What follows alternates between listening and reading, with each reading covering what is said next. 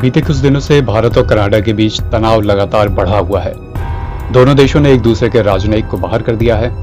Canada के प्रधानमंत्री Justin Trudeau का आरोप है कि खालिस्तानी आतंकी हरदीप सिंह निज्जर की मौत में भारत की खुफिया एजेंसियों का हाथ है।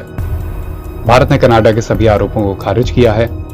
न्यूयॉर्क में जब इस सप्ताह कनाडा के पीएम ने पत्रकारों के सवाल सुने तो उनकी मुस्कान फीकी पड़ गई, क्योंकि उस दौरान उनसे सभी सवाल सिर्फ और सिर्फ भारत को लेकर थे। प्रधानमंत्री ट्रूडो इस दौरान सावधानी से धीरे धीरे बोलते दिखे। उन्होंने कहा कि हम उकसाने या समस्या पैदा करने की कोशिश के बारे में नहीं सोच रहे, हम नियमों के साथ चल रहे हैं। इस दौरान बीबीसी की रिपोर्ट के मुताबिक एक पत्रकार ने पूछा कि आप इस मुद्दे पर अकेले पड़ते हुए नजर आ रहे हैं। दरअसल लोगों की नजर में जस्टिन ट्रूडो अलग थलग अकेले पड़ते दिख रहे हैं।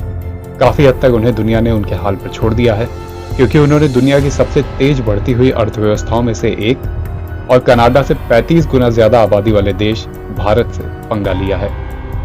ट्रूडो को इन आरोपों पर खुला समर्थन की उम्मीद थी, लेकिन फाइव आइज खुफिया गठबंधन के उनके सहयोगी ने संतुलित बयान दिया और पूर्ण समर्थन से बचते दिखे। ब्रिटेन के विदेश मंत्री ने कहा है कि कनाडा जो कर रहा है, जो कह रहा है, उसे लेकर उनका देश गंभीर है।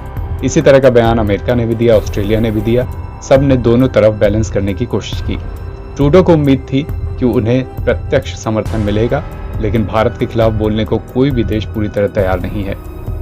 इस सप्ताह जब अमेरिकी राष्ट्रपति जो बाइडेन ने संयुक्त राष्ट्र भारत का नाम लिया तो ये निंदा के लिए नहीं बल्कि प्रशंसा के लिए था। एक्सपर्ट मानते हैं कि अमेरिका के अन्य अधिकारियों ने न सिर्फ बैलेंस बनाने के लिए भारत के खिलाफ बयान दिए, जैसे राष्ट्रीय सुरक्षा सलाहकार जैक सुल्लिवन ने कहा कि अमेरिका भारत को इस मामले में कोई विशेष छूट नहीं देगा, लेकिन बाकी बयान नरम थे, जिसमें इस मामले पर सिर्फ चिंतित होने तक की बात कही गई, जो भारत के बढ़ते महत्व को दिखाता है। कनाडा के पक्ष में ज्यादातर देश आने को तैयार नहीं है। दरअसल ट्रूडो के अलग थलग पड़ने के लिए काफी हद तक वो खुद भी जिम्मेदार हैं। पहले उन्होंने अपने देश की संसद में बिना किसी सबूत के गैर जिम्मेदाराना बयान दिए।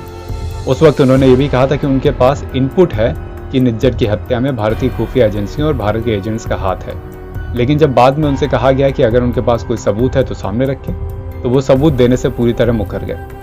इसके बाद ट्रूडो अगर मगर की राजनीति करने लगे, कहने लगे कि उनकी सुरक्षा एजेंसियां, जो कनाडा की सुरक्षा एजेंसियां हैं, वो इस मामले की जांच कर रही हैं। जब तक उनकी इंटरनल जांच पूरी नहीं हो जाती वो कोई भी सबूत किसी और के सामने नहीं रख सकते।